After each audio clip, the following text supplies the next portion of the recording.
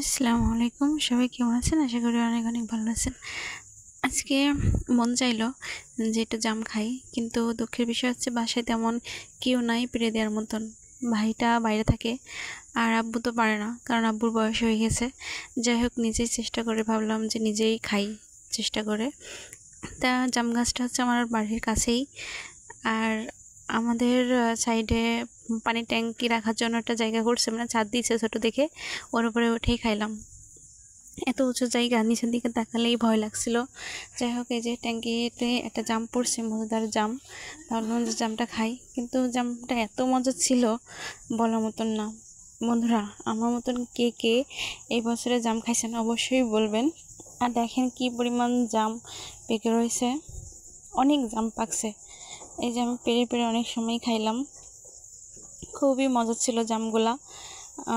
মানে কি বলবো, খুব পরনটা জড়ে গেল। জামটা অনেক মজার ছিল। যাই হোক, কে কে খাইছেন অবশ্যই বলবেন কমেন্ট করে।